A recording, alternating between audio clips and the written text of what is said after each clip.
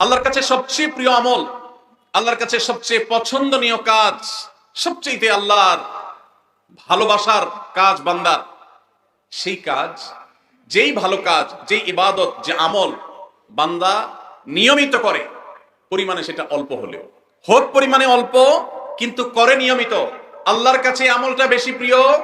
সেই আমলের তুলনায় যে আমল একসাথে অনেক করা হয় কিন্তু পরে আর করার কোনো খবর নেই। কেউ রমজানে কোরআনে কারীম 2 খতম দিয়েছেন, মাশাআল্লাহ, কেউ 3 খতম দিয়েছেন, কিন্তু রমজানের পরে কোরআনে কারীম 3 খতম, 2 খতম, 1 খতম দেয়া তো দূরের কথা,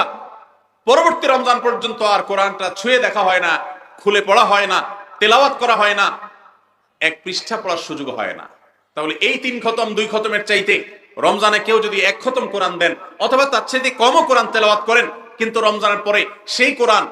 দিনে হয়তো 2-5 পারা পড়তে পারেন না, কিন্তু 1 পৃষ্ঠা হইলেও পড়েন, 2 পৃষ্ঠা হইলেও পড়েন, তার দৈনন্দিন রুটিনের মধ্যে কোরআন তেলাওয়াত থাকেই থাকে। আল্লাহর কাছে ওই 3 খতম দেওয়া কোরআন তেলাওয়াতকারীর চাইতে মাত্র 10 পারা কোরআন তেলাওয়াত করেছেন যিনি রমজানে, কিন্তু রমজানের পরেও সেটাকে ধরে রেখেছেন পরিমাণে অল্প হলেও, আল্লাহর কাছে এই দ্বিতীয় ব্যক্তি অনেক বেশি শ্রেয় এবং প্রিয়।